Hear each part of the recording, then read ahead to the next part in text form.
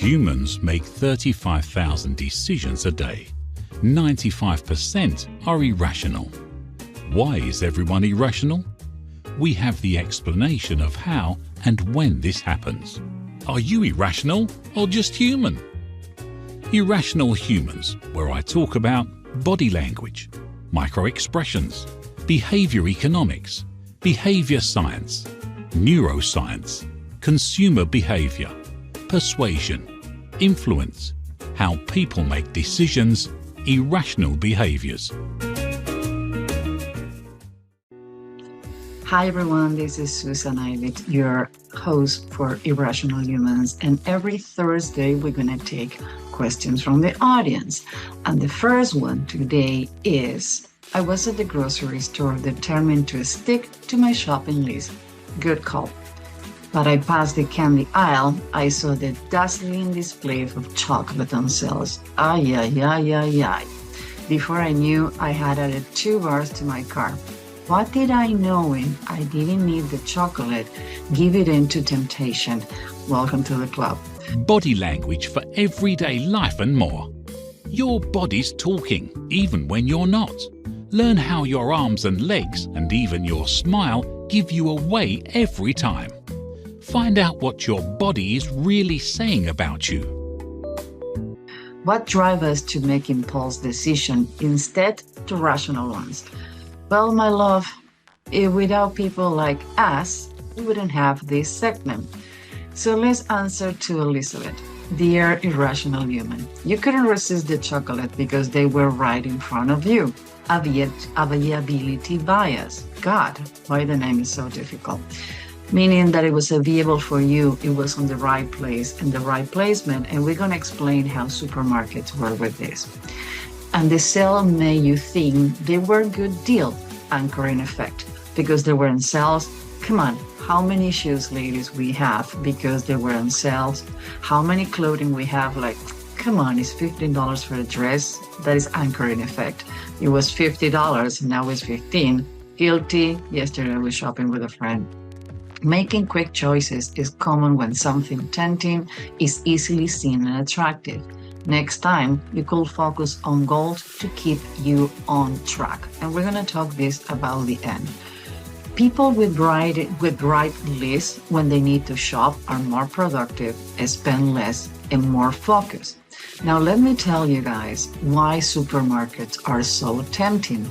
They have changed. For example, do you know that since 1974, the shopping carts are 40% bigger?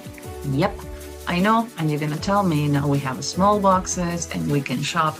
But come on, after a long day at work, you grab the car because at least in my case, I come in with my laptop, with my paperwork, my books, and my handbag. So I always grab a car. In my case, I try to do shopping once a week. No windows. If you go to a supermarket, you're never going to see windows. Why? So you don't have an idea what is the time of the day, what's going to happen outside. No clocks either.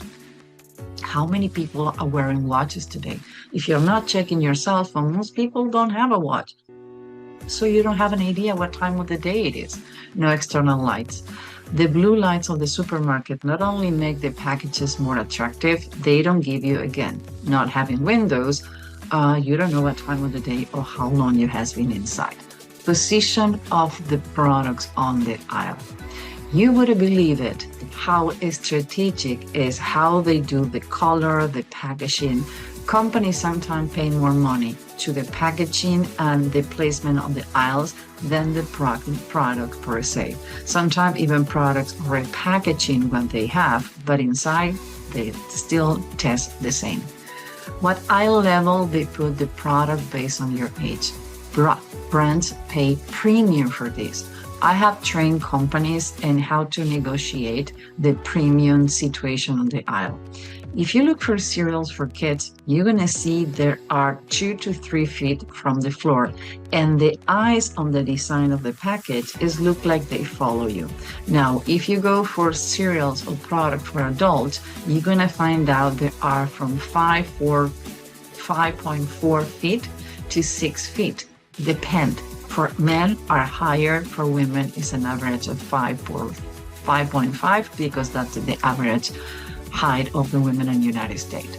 You're not alone, my dear Elizabeth. Stick with your list and never, ever, ever please go to shop with an empty stomach.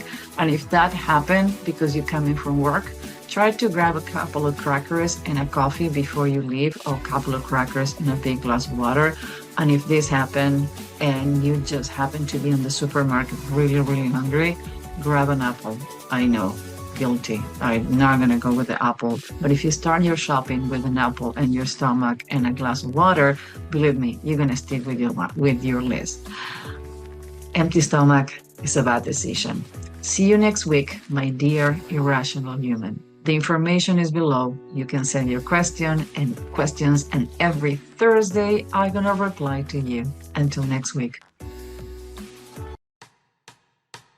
Susan Ibitz is a former political influence consultant, profiler, and civilian hostage negotiator. With expertise, studies, and masters in human behavior, behavior economics, neuroscience, and a nerd for data, Susan works on the humans that grow your business. High performance, high behavior training. Teach corporations and employees how to hack into humans using behavior, neuroscience, and persuasion. Behavior economics. She has been called freaky and the top expert in her field by the Chicago Tribune and Psychology Today, by showing how to profile anyone in 30 seconds. She is the author and researcher of Irrational Humans. People make 35,000 decisions a day, and 95% are irrational. But why and how?